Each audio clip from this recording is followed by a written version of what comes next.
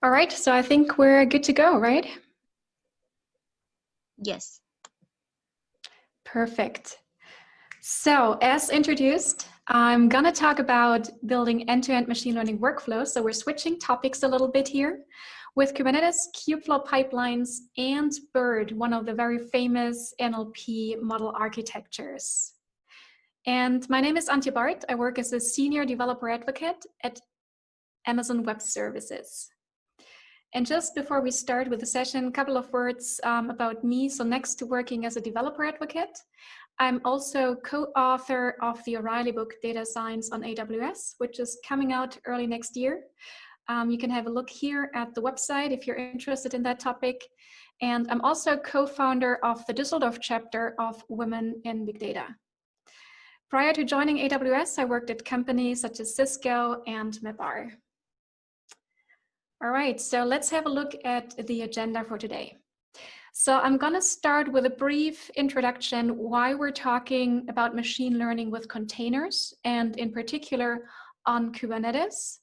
And then I'm going to introduce you to CubeVlog and in particular one project called CubeVlog pipelines.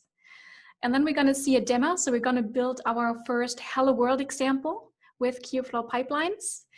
And afterwards, I'm showing you how you can scale your machine learning workloads on Kubernetes, even into cloud platforms such as Amazon Sagemaker. And we will also see a demo how you can do that. All right, so let's get started here. Why are we talking about machine learning with containers? And containers really bring the same advantages to machine learning as they do to your general application development. So if you have been working with machine learning projects before, you probably use a couple of different frameworks, maybe TensorFlow, and then maybe in another project you're using PyTorch or any other of the popular frameworks. And also the libraries might change between the projects. You have different versions, you have different libraries. So containerizing your machine learning code together with the dependencies and configurations gives you the exact same advantages like in general application containerization. So you have lightweight, portable, scalable, and consistent environments. And then why machine learning on Kubernetes? Well, again, Kubernetes brings a lot of benefits to managing containers, which are composability, the portability, and the scalability. So with composability, I'm referring to the reusability of individual components that you develop, be it code or pods, etc. Then you can port it, right? You can start developing in a dev environment and you can take your containers and run them on another environment, which might be the cloud or might be any other production environment. And then also Kubernetes helps us to scale the application. An application could be a machine learning workload to the actual demand. So Kubernetes takes care of the infrastructure part. All right, so let's have a look at CubeVlog. And you can think of CubeVlog as the machine learning toolkit for Kubernetes. And CubeVlog is not a single project. CubeVlog is basically a collection of various projects. Similar, if you're familiar with Kubernetes, is also kind of an ecosystem of many, many different projects. So as part of CubeVlog, there are a couple of components, projects. Some of them are, for example, a hosted managed Jupyter environment to develop and host your notebooks. Another component is supporting machine learning model training, and another project or various projects are also tackling the model serving part.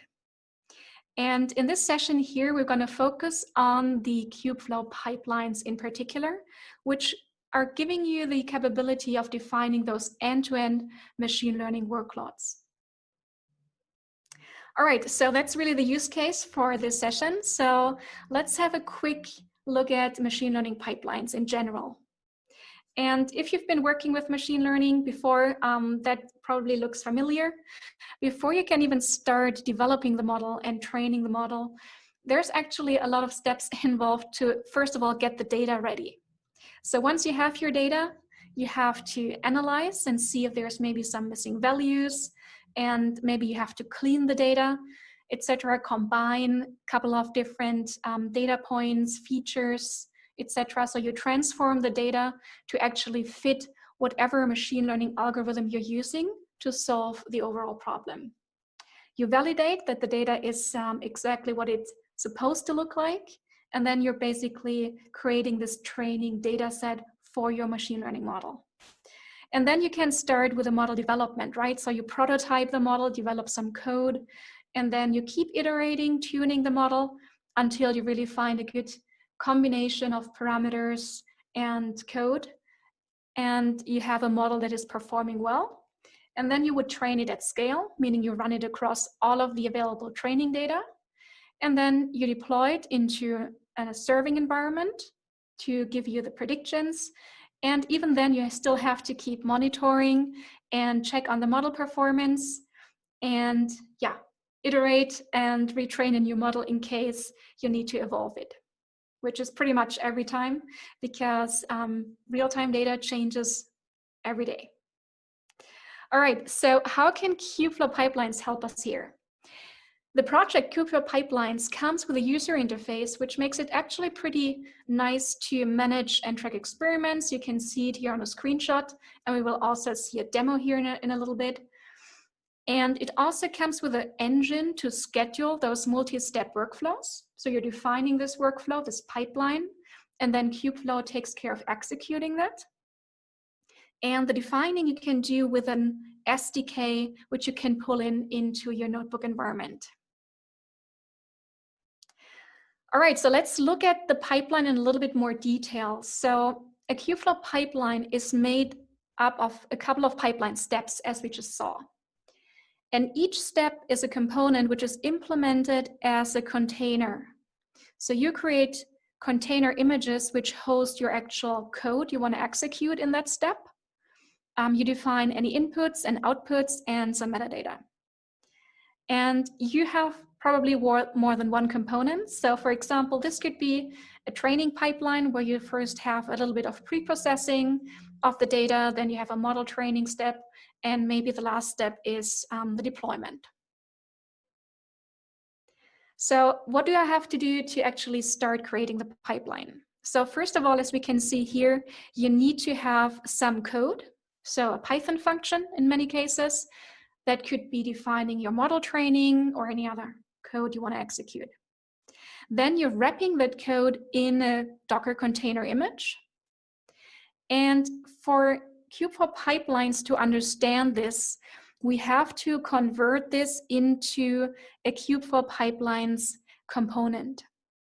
And you can do this pretty easy with the domain-specific language which ships with CubeVlog pipelines. So once you install CubeVlog pipelines, you have this specific language, and you can, for example, use a Python decorator to turn this step that you just defined into a pipeline component object. Once you have that, you probably put a couple of those components in sequence, etc., or to operate in parallel. So basically you're stacking them up and defining this pipeline. And then you're using another decorator, for example, to turn that into the actual CubeVlog pipelines definition. And then there's just two more steps to do. It's first you compiling this pipeline, and then you can run it on the Kubernetes cluster. All right, so here's the sample code. So for example, what you can see here is that inside this pipeline, we're creating this different components. So create cluster op, analyze, transform, train, predict. And you can see here this _op, which is just the kind of the convention to name those components. And then you're basically creating this whole pipeline by putting in this pipeline decorator on top. And the last step on bottom is then to compile it, and then you would just execute the run. All right, so this was enough of the theory. Let's actually see how we can do this in practice. And I'm switching here to my AWS environment. So I do have an AWS account here, and I'm in the Amazon SageMaker environment. If this is new to you, Amazon Sagemaker is a fully managed service that is actually helping you to build, train, and deploy machine learning models. So I'm selecting the service here, and here's a notebook instance. So also the service comes with hosted Jupyter environments. And I do have my environment here. And what I also did is I spun up a Kubernetes cluster. So if you don't want to manage Kubernetes yourself, you can leverage cloud-managed Kubernetes offerings, like, for example, the Elastic Kubernetes Service, EKS, from Amazon. So I do have my EKS cluster here, which is providing me with the Kubernetes layer. And what I did, I installed CubeVlog as an application on this cluster. And once you've done that, you can access CubeVlog here through an Istio gateway.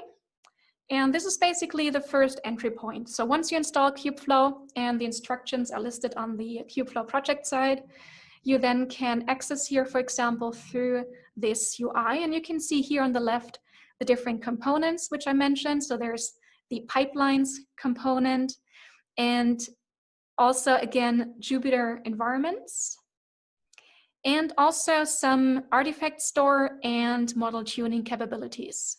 So CubeVlog is really still heavily under development by the open source community. And this is version 1.0, which just got released in this year. So the project just graduated. It's important to know that not necessarily all of the components are at a 1.0 release. So for example, notebook servers are, but pipelines is, if I remember correctly, still at an earlier release. All right, so what I did here, I created another Jupyter notebook, and I cloned some sample code in here.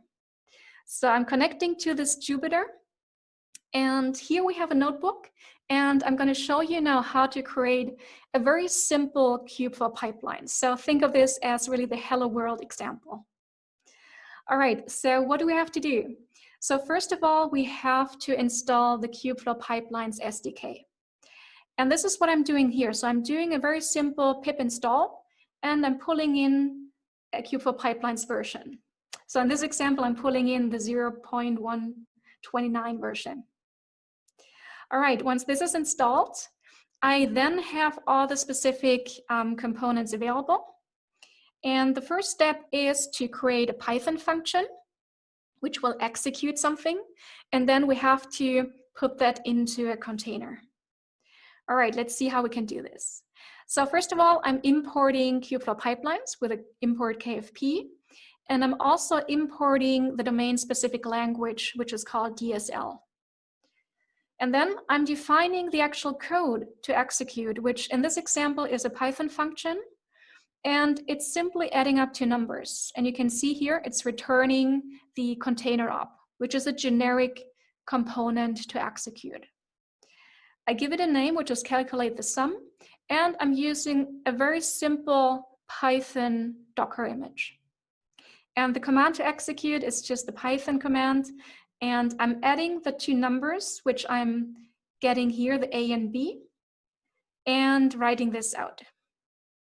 And I'm also defining another component, which is an echo, which is really just echoing, printing the result. All right, so very simple execution code. And then now I'm defining the actual pipeline. And you can see here, I'm using the decorator function again to create the output of this Python function into a CubeVlog pipelines object. So here I'm putting in just hard-coded 4 numbers. And the 4-step pipeline will sum up first the numbers A and B, then the numbers C and D, and then it creates a final sum from those two, and it will echo the output. All right, so now we have the pipeline object with this decorator. So the next step is to compile the pipeline. So here you can see I'm calling the KFP compiler, and I'm passing in the calculate sum function, and it's ending up as a zip file, and the zip file is really a compressed YAML definition. So CubeVlog Pipelines is creating this YAML definition in the background, which Kubernetes needs to execute anything. All right, and with that, we can then really just run the pipeline. So I'm creating an experiment here, which I name AWS, which is really just logically grouping this pipeline runs together. And then I'm running the pipeline, as you can see here. All right, and with that, I can click here to the experiments and the actual pipeline. So if I click here, experiments, you can see that here is a folder created AWS, and I've executed a couple of runs. And if I go here into the calculate sum, let me just pick one of them, I can see here our pipeline. So if you recall, we've had 2 calculate sums. So here you can see input C and D and the sum, and we do have the other one, 7 and 10, calculating the sum. And the third step here is creating the sum out of the previous steps. And then the echo command down here, if I go to the logs, you can see that it's just outputting the result. And this one might have already timed out here. Let me see if I can pull it here. Okay, so I've been working on this just a little bit, but basically the last step here would then just really print out that calculate sum result. All right, so this was really kind of a very easy Hello World example. And you can think of every container step here as being executed as a separate container or a pod in the Kubernetes language. All right, let's jump back into my slides. So CubeVlog pipelines are really powerful, but maybe you want to combine the Kubernetes and CubeVlog environment with some managed services, right? Maybe you want to do part of it, do it yourself, but you also want to tap into some of the managed services and innovations that, for example, AWS also adds in the machine learning space. And here's a blog post, which I just want to maybe recommend if you are interested in that to read, which will show you how AWS is committing to and contributing to the CubeVlog project to help make CubeVlog run enterprise ready, especially with integrations into the AWS security services and machine learning services. And we're going to see quickly here how specifically AWS has contributed with integrations to be able to run CubeVlog in combination with Amazon Sagemaker. So again, Amazon Sagemaker is the managed service offering from AWS that is providing you with a variety of tools and capabilities to run hosted model training, tuning, and deployment. So what I'm going to show you next is how we can stay in the CubeVlog environment and build out a more complicated pipeline, which is tapping into some of the functionality here from Sagemaker. And we're going to run some model training and pre-processing steps actually in the cloud. So maybe you have a Kubernetes cluster, but it's not maybe sized to run all of the heavy GPU-based model trainings. So I'm going to show you how you can then combine this and, for example, branch out your model training into the cloud. And the way we can do this is with Amazon SageMaker components for CubeVlog pipelines. So CubeVlog comes with a couple of generic predefined components, like this container op we saw, but you can also customize those. And this is, again, coming back to this composability of Kubernetes.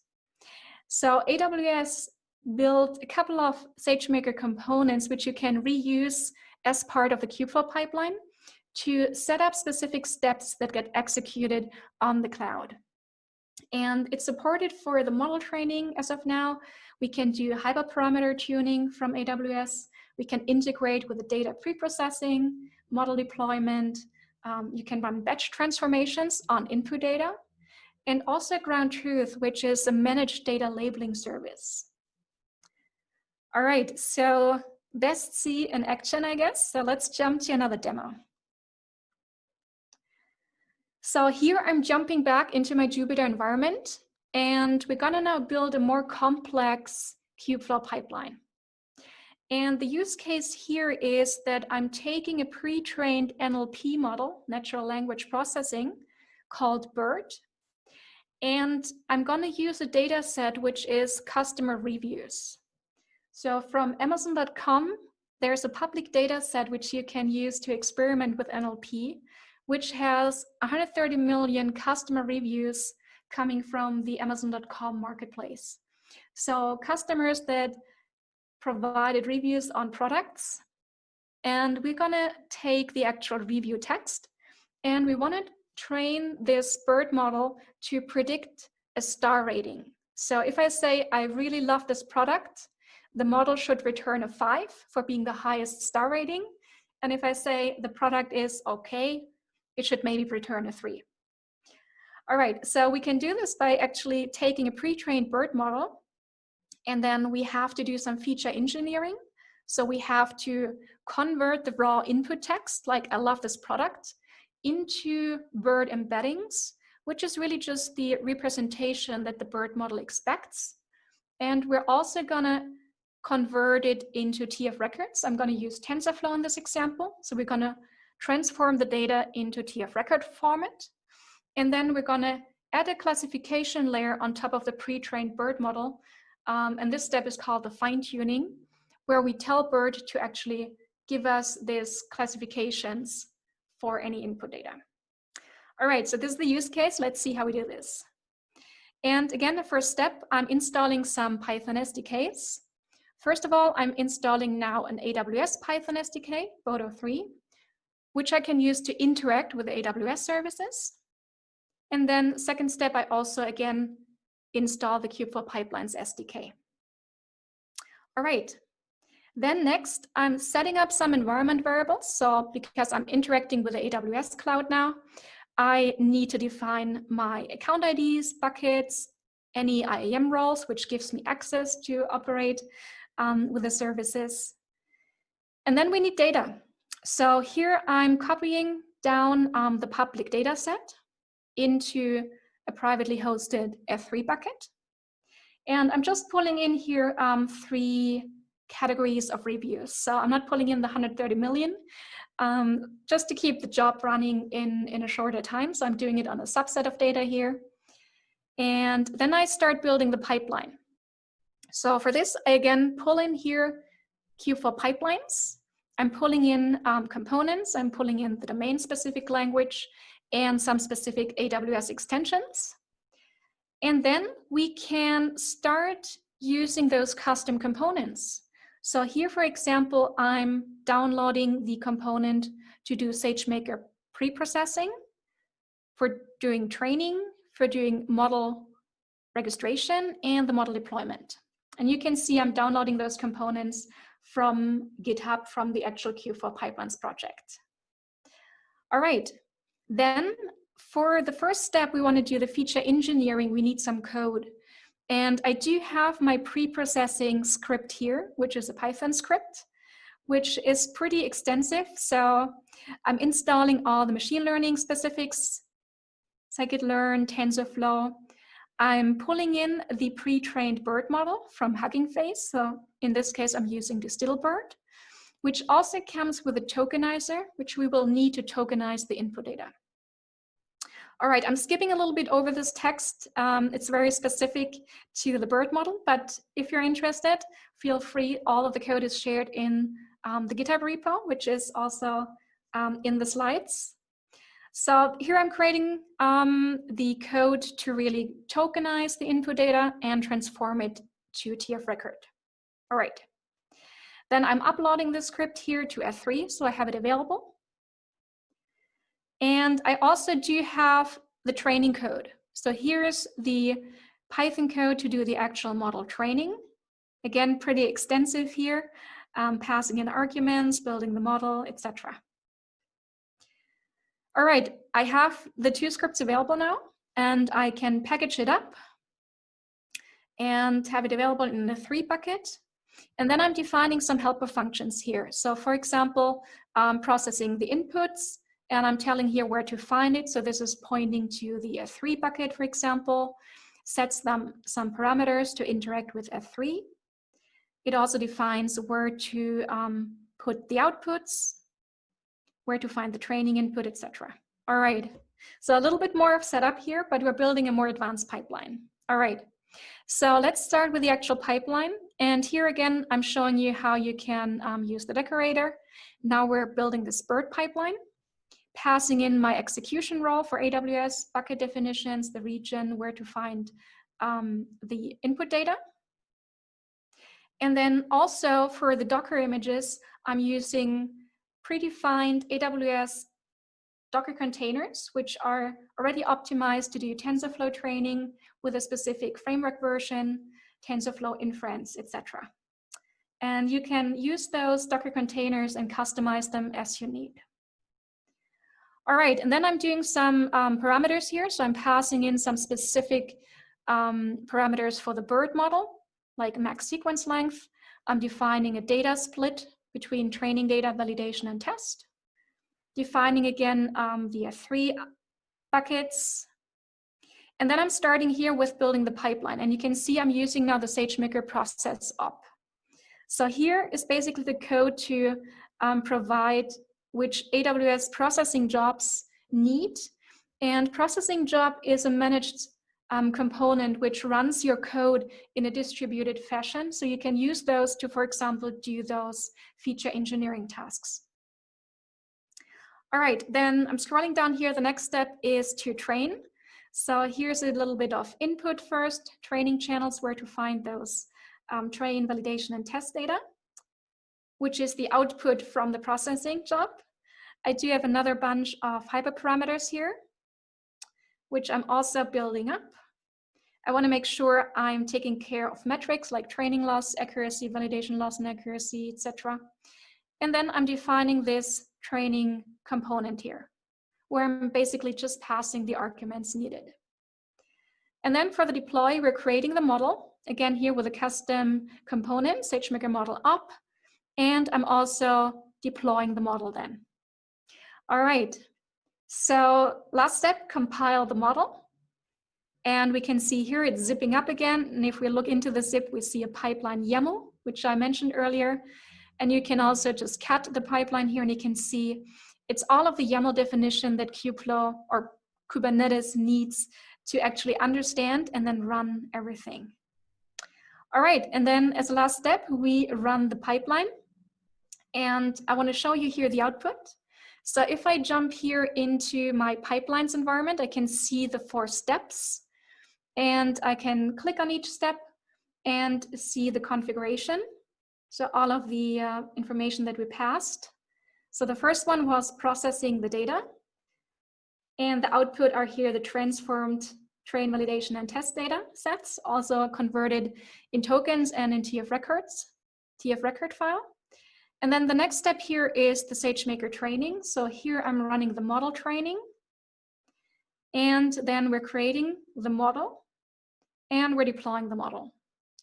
And you can see that everything here I can see in CubeVlog pipelines, but I can also jump over to my Sagemaker environment now on the AWS console.